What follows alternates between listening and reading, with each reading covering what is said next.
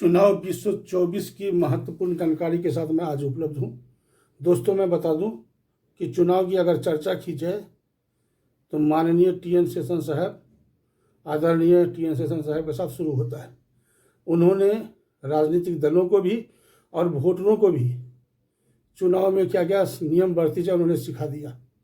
मैं विशेष नहीं बताना चाहता हूँ, लेकिन आज की तिथि में राजनीति में बहुत सारी चीज़ बदल चुके हैं, जिसके तहत आपके चुनाव के एक एक बिंदु पर मैं आज चर्चा कर रहा हूँ।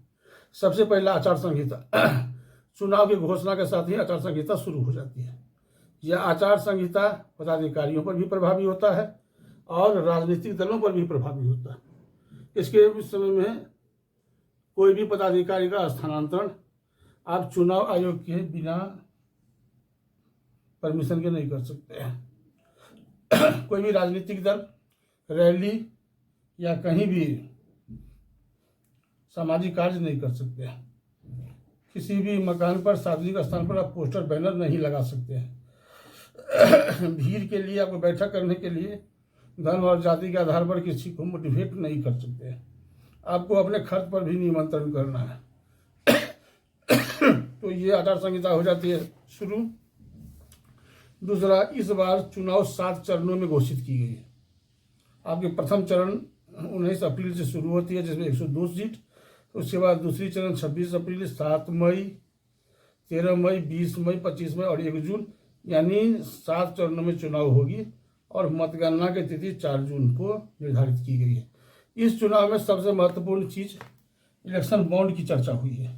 इलेक्शन बॉन्ड क्या है, आपको मैं बता दूं कि माननीय चीफ जस्टिस और 5 जजों की बेंच ने 2 नवंबर को एक फैसला सुनाया कि चुनाव आयोग को यह बताने को, यानी इस चुनाव जो भारत सरकार ये बतावे कि ये बॉन्ड क्या है।